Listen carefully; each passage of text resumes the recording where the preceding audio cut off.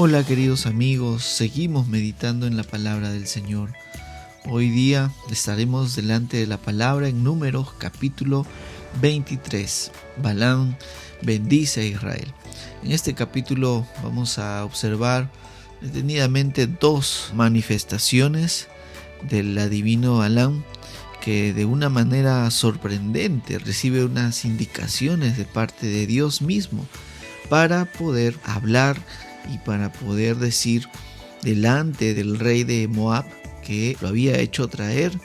Si uno se ubica en el mapa, desde el norte del pueblo de Israel, desde la zona más arriba, más norte del mapa, por el río Éufrates más o menos, que era donde Balaam vivía, hasta la tierra de Moab, para maldecir al pueblo de Israel. Recuerden que el pueblo de Israel era una cantidad impresionante de personas que se movían a través del desierto, y que obviamente Moab y el rey de Moab, o sea Balac, estaba asustado y confió en que este personaje misterioso Balaam podía ayudarlo en la maldición que él quería levantar para que sean expulsados. Es lo que él en el capítulo 22 dice, en 22:11, mira el pueblo que salió de Egipto, cubre la superficie de la tierra, ven ahora, maldícemelos, y quizás yo pueda pelear contra ellos y expulsarlos. Ese era el motivo por el cual el rey de Moab quería maldecirlos, para debilitarlos, pelear contra ellos y expulsarlos. El día de hoy miraremos dos de las manifestaciones de Balaam, que en realidad deberían haber sido contra el pueblo de Israel, pero lo único que salió de su boca eran afirmaciones y reafirmaciones, bendiciones para el pueblo de Dios. Y esto no era propio de él. Como hemos establecido previamente el día de ayer, los mismos demonios creen en la existencia de Dios y tiemblan. Pues Balac era rey de Moab, él no temía nada absolutamente de Dios, pero Balaam, sí, Balaam, él menciona en diferentes lugares, como vamos a ver, que solamente iba a hablar, iba a decir lo que Dios le decía que haga, ¿no? Esto lo hace a través de sacrificios que preceden a cada una de sus manifestaciones. Va a ser un novillo y un carnero en un altar, en el primer monte, que es los lugares altos ofrecidos a Baal, y desde allí, donde él avisora un extremo del pueblo, va a lanzar su primer oráculo, ¿no? Su primera supuesta maldición para el pueblo de Israel. Pero él, está en todo este proceso, levanta estos altares y ofrece novillos y carneros, y Balaam le dice a Balac en el versículo 3, yo iré, quizá el Señor venga a mi encuentro, y lo que Él manifieste te lo haré saber. Es importante la duda, porque él sabía quién era Dios, como hemos dicho. El mundo de las tinieblas sabe muy bien quién es Dios. Entonces, en esa realidad, pues el Señor puso palabras, versículo 5, en la boca de Balaam, y le dijo, vuelve a Balac y así hablarás. En ese proceso, los versículos del 7 al 10, en realidad, está el primer oráculo, la primera manifestación, que en realidad no fue contra el pueblo de Israel, sino al contrario. Esto enfatiza más bien y confirma que Israel será como el polvo de la tierra. Afirma la promesa de parte de Dios, afirma la realidad que Dios le había prometido a Abraham. ¿Cómo maldeciré, dice el versículo 8, a quien Dios no ha maldecido?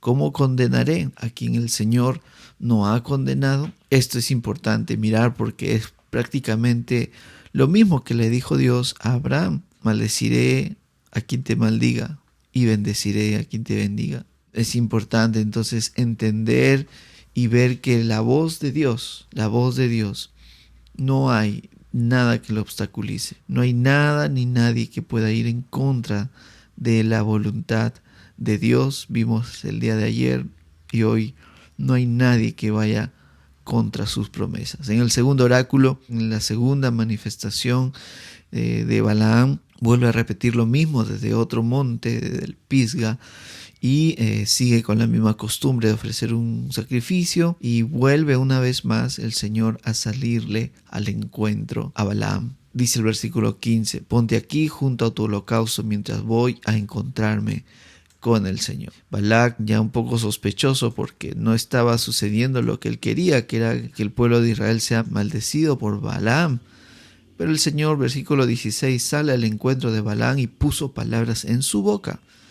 Y nuevamente le dice, vuelve a Balac y así hablarás. Y ya un poco impaciente, Balac le pregunta, Señor, ¿qué ha dicho el Señor? Y a partir del versículo 18 hasta el 24, nuevamente Balac comienza su segundo oráculo. Y aquí enfatiza el hecho de que Dios no puede cambiar su promesa. No es que no pueda por incapacidad, sino que no es su naturaleza. Y lo reafirma porque Dios no es hombre para que mienta, ni hijo de hombre para que se arrepienta. Lo ha dicho él y no lo hará. Ha hablado y no lo cumplirá.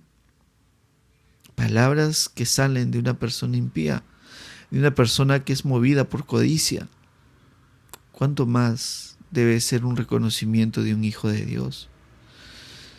Él no ha observado, dice el versículo 21, iniquidad en Jacob, ni ha salido malicia en Israel. En él está el Señor su Dios, y el júbilo de un rey está en él. Todas estas palabras que supuestamente debían maldecir al pueblo de Israel, lo afirma su promesa. Dios lo saca de Egipto, es para él como los cuernos de un búfalo. No hay agüero contra Jacob, no hay nadie que dé una adivinación contra Jacob, no hay nada que se pronostica. A su tiempo se le dirá a Jacob y a Israel, miren lo que ha hecho Dios con ellos.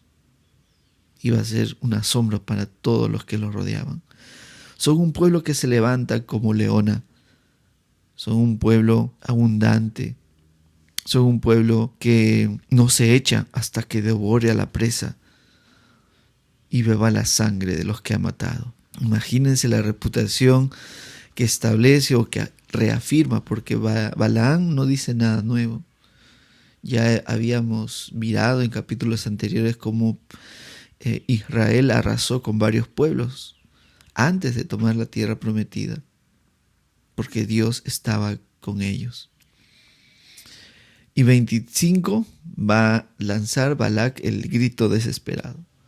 De ninguna manera los maldigas ni los bendigas. Pero Balaam le dijo a Balac, no te dije que todo lo que el Señor hable, eso debo hacer. Chicos queridos, en este nuevo día debemos mirar más allá de la actitud de Balaam de obedecer a un Dios por temor, un Dios por respeto, porque necesitamos mirar al Dios de quien Balaam recibe órdenes. Ese Dios no cambia su promesa, ese Dios mantiene su voz, ese Dios nada ni nadie puede hacerlo cambiar de parecer. Es totalmente soberano. ¿Quién puede ir contra las promesas de Dios? ¿Quién puede ir contra su voluntad? La respuesta es obvia. Nada ni nadie. Nadie puede cambiar su voluntad, nadie puede cambiar su promesa. Lo que Él quiere hacer, lo que Él quiere prometer, Él hace y Él cumple. Que sea el Señor llevándonos cada día a mirar a nuestro precioso Salvador Cristo Jesús, porque Él fue la promesa cumplida de parte de Dios, el Salvador de nuestras vidas, el único que derrama su sangre y que limpia nuestras conciencias. ¿Ves así a Jesucristo como el cumplimiento de la promesa que en tu simiente serán benditas todas las naciones de la tierra? Y que dijo en tu simiente de forma singular, refiriéndose a Cristo Jesús. Y Dios no cambió la promesa. Y ahora la promesa en Cristo Jesús es que seremos transformados de gloria en gloria, contemplando la gloria de Cristo hasta el día en que lo recibiremos en las nubes. Esto obviamente está solamente para todo aquel que en Él cree. Así que te animo a que creas en Cristo Jesús como verdadero Salvador, a que te veas como aquellos israelitas picados por serpiente, desahuciados, muertos en tus delitos y pecados, y puedas clamar por salvación sin dejar de decir que has pecado contra Dios. Y confiar en la promesa del Señor, que Él transformará tu vida y ahora vivirás para un Dios eterno, para el único y verdadero Dios eterno, Cristo Jesús. Señor, guárdanos en ti. Ayúdanos a creer siempre tus promesas, a esperar tu segunda venida como la promesa de este nuevo pacto. Y bendito Jesús, gracias por tu obra, gracias por ser el cumplimiento de ser el Mesías de nuestras vidas. Y sabemos que las promesas de Dios nunca cambiarán, ni su voluntad nunca cambiará. En el nombre de Jesús.